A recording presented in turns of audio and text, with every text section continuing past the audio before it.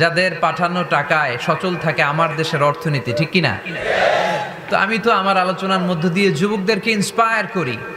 আমি sustainable development goal নিয়ে কথা বলি, আমি মিলেনিয়াম ডেভেলপমেন্ট গোল নিয়ে কথা বলি। আমি আমার দেশকে ভালোবাসি, আমি আমার মাটিকে ভালোবাসি, আমি এদেশের কল্যাণ চাই। কেউ কোনো আলোচনায় আমার কোনো বক্তব্যকে দিয়ে তারা প্রমাণ করতে পারবে না যে আমি দেশের বিরুদ্ধে কথা বলি। বলেছি? বর্তমানে আওয়ামী লীগ সরকার ক্ষমতায়, তাদের যত ভালো ভালো দিক আছে আমি সেটাও বলি। এই যে ওবায়দুল কাদের সাহেব, উনি এদেশের এই যোগাযোগ ব্যবস্থার ব্যাপক উন্নয়ন করেছিলেন। যেই জেলায় যেই চেয়ারম্যান, যেই এমপি ভালো কাজ করে আমি তাদের প্রশংসা করি।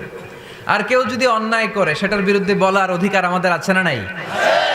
মাননীয় প্রধানমন্ত্রী উনি আমার মায়ের বয়সের, ঠিক কি না? সো আওয়ামী লীগ বাংলাদেশে যত ভালো কাজ করে এগুলোর প্রশংসা আমি প্রতি জেলাতে যে করি। কিছু ইনকনসিস্টেন্সি, অসঙ্গতি যদি থেকে থাকে সেগুলোর ব্যাপারে বলাও আমাদের দায়িত্ব। কিন্তু দেশের বিরুদ্ধে আমরা কখনো কথা বলি না, কারণ আমরা প্রত্যেকে বাংলাদেশ। আমি বাংলাদেশ, তুমি বাংলাদেশ, আমরা বাংলাদেশ, ঠিক কি না? বরং বাংলাদেশের বিরুদ্ধে যারা কথা বলে, বাংলাদেশের অর্থনীতি যেখানে বিপন্ন আমি সেখানে কথা বলি। আমাদের গার্মেন্টস শিল্প কেন ধ্বংস হবে? আমাদের পাট শিল্প কেন ধ্বংস হবে? এই যে আমরা চিংড়ি রপ্তানি করছি, চিংড়ির ভিতরে পাথর ঢুকাইয়া সুইজারল্যান্ডে পাঠায়, ওইখানে অডিট কমিটি পাইছে বাংলাদেশ থেকে আসা চিংড়ির ভেতরে পাথর, এরা চুক্তি ক্যান্সেল করে দিয়েছে। আমরা এগুলোর বিরুদ্ধে কথা বলি। আমরা চাই না বাংলাদেশের ইমেজ বাইরে নষ্ট হোক। শুধু দেশেই আমি এভাবে কথা বলি না, আমি পৃথিবীর অনেক জায়গায় কথা বলি। সেখানে এরকম হাজার হাজার প্রবাসী বাংলাদেশি ভাইরা আমাদের সামনে বসে কথা শুনে। আমি সব সময় বলি এমন কোনো কাজ করা যাবে না যেটাতে আমাদের লাল সবুজের পতাকার অপমান হয়। আমি মালয়েশিয়াতে যখন কথা বলি আমি বলি মালয়েশিয়ার স্থানীয় লোকাল রুলস অ্যান্ড রেগুলেশন আপনাদেরকে মেনে চলতে হবে। আমি কাতারে যে কথা বলেছি, কাতারের রাষ্ট্রদূত মহোদয় বলেছেন যে মিজানুর রহমান আজহারি এসেছে কাতারে, এটা আমাদের সৌভাগ্য। উনি যেন আমার সাথে মিটিং না করে দোহা না ছাড়ে, কাতারের রাজধানী দোহা, আমি ওনার সাথে মিটিং করেছি। উনি বললেন যে কাতারে বাংলাদেশ কমিউনিটিতে অনেক মারামারি, হুজুর আমরা আর পারতেছি না, এবার আপনারা কিছু করেন। অর্থাৎ আপনি হাজার হাজার মানুষের সামনে যখন কথা বলেন, আপনি তাদেরকে মোটিভেট করেন, ইন্সপায়ার করেন, তাহলে তারা ভালো পথের দিকে আসবে। আমরা এই কথাগুলো বলি। তাই যে সমস্ত লেবাসধারী, টুপি আর পাঞ্জাবি জুব্বাধারী বিশ্বনবীর আশেক বলে নিজেদেরকে দাবি করছেন, আর এই কোরআনের মাহফিলগুলোকে বাধাগ্রস্ত করছেন, কিয়ামতের দিন আল্লাহর কাঠগড়ায় আপনাদেরকে দাঁড়াতে হবে। তারপরেও আপনাদের বিরুদ্ধে আমার কোনো ক্ষোভ নেই, ঘৃণা নেই। আমি দোয়া করি আসেন এক টেবিলে বসি, এক চেয়ারে বসি, একসাথে চা খাই, কন্ট্রোভার্সিয়াল ইস্যুগুলো নিয়ে আমরা কথা বলি। এদেশে তো অনেকে আমাকে কাফেরও ফতুয়া দিয়েছে, দেয় নাই? যেই মুহতারাম আলেম দিন আমাকে কাফের ফতুয়া দিয়েছে, ওনার নামটা উচ্চারণ করে আমি কিছু বলেছি? তাদের দলকে কখনো গালি দিয়ে কিছু বলেছি? কারণ আমি লোকজনদেরকে মোটিভেট করতে পছন্দ করি। যেটা হক কথা, যেটা সত্য কথা, যেটা কল্যাণকর কথা, এইটা আমি বলে যাব। আমার আলোচনা থেকে কোনটা সঠিক, কোনটা ভুল, কোনটা হক, কোনটা বাতিল, আমার ইন্টেলেকচুয়াল শ্রোতারা ওইটা বুঝে নিবে। আকলমান্দ ইশারা বাশাস্ত, যাদের আকল আছে এদের ইশারা দিলে হয়ে যায়, ঠিক কিনা? এদেরকে এত ভেঙে চুরে বোঝানো লাগে না। তো এই জন্য আপনাদের কাছে আমি আবেদন করব, যারা এগুলো করছেন এগুলো বন্ধ করেন, এগুলো বন্ধ করেন। দেশের নেতৃত্ব, স্থানীয় পর্যায়ে যারা আছেন আপনার, তাদেরকেও আমি বলি আপনারা এগুলো আমলে নেন। কারাই কোরআনের মাহফিল বন্ধ করতে চায় এগুলো আপনারা দেখেন। আওয়ামী লীগ ইসলামের শত্রু নয়, পুলিশ প্রশাসন ইসলামের শত্রু নয়, ইসলামের শত্রু আমরা নিজেরাই। যুগ জামানা পাল্টে দিতে চাই না অনেকজন, এক মানুষই আনতে পারে জাতির জাগরণ। জাতির জাগরণের জন্য কি অনেক লোকের দরকার? একজন মুহাম্মদ সাল্লাল্লাহু আলাইহি ওয়াসাল্লামের মতো লোক দরকার। চিল্লায় বলেন ঠিক কিনা? যিনি গোটা বিশ্বকে নাড়িয়েছেন, গোটা বিশ্বকে কাঁপিয়েছেন।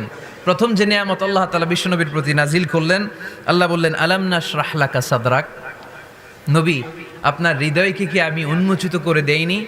আপনাকে কি আমি ব্রড মাইন্ডেড বানিয়ে দেইনি? বিষ্ণু ঈসা ইসলাম কি ন্যারো মাইন্ডেড ছিলেন না ব্রড মাইন্ডেড? জোরে বলেন। আমাদের মতো সংকীর্ণ মনা ছিলেন বিশ্বনবী?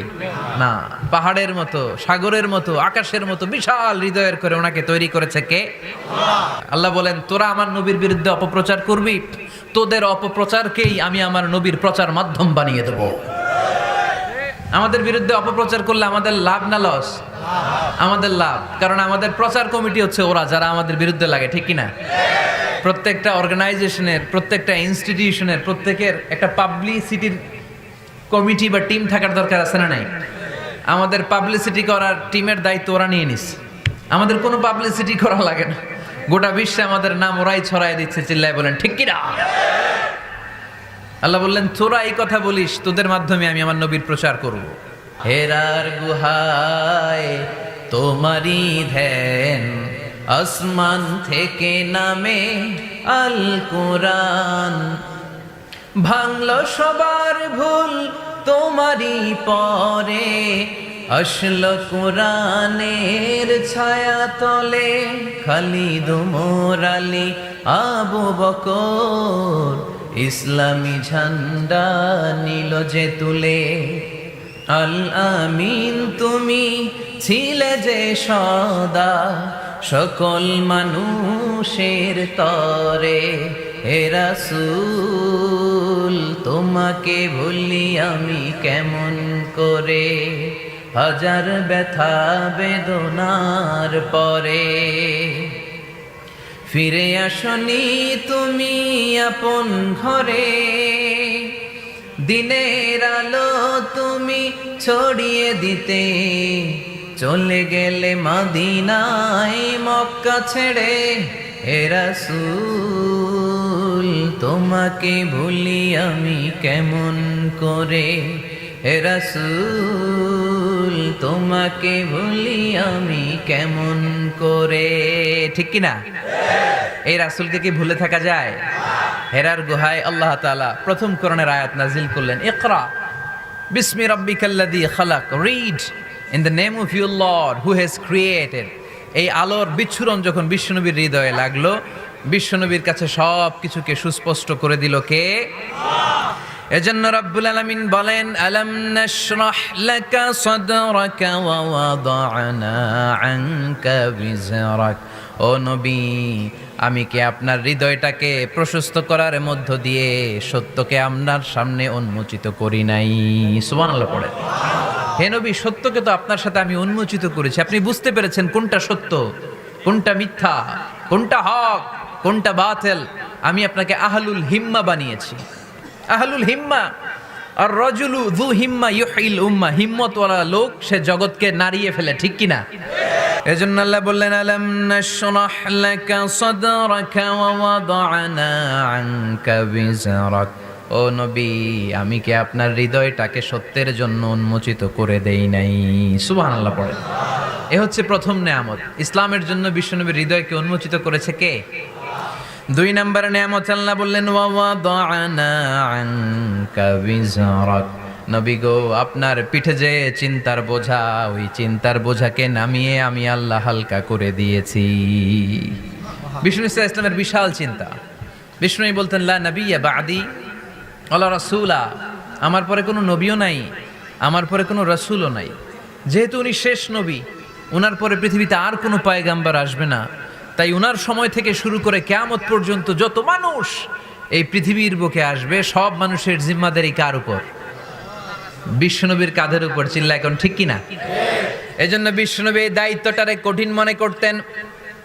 সব সময় তিনি কাঁদতেন, সব সময় তিনি দুশ্চিন্তা করতেন, সব সময় তিনি টেনশনে থাকতেন। না জানি হাজার হাজার লক্ষ লক্ষ উম্মতের নসিবে কি ঘটে যায়।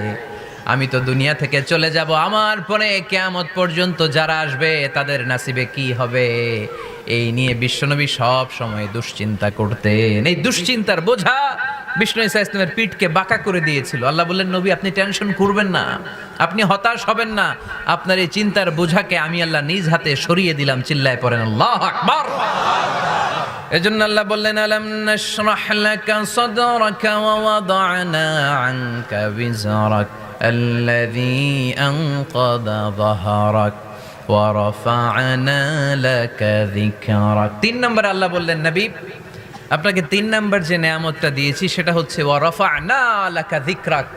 আপনার সম্মানকে, মর্যাদাকে, আপনার নাম ধাম সুনাম আর সুখ্যাতিকে আমি আকাশ বাতাস ছাপিয়ে, সাত আকাশ কাঁপিয়ে আরশ পর্যন্ত তুলে ধরেছি।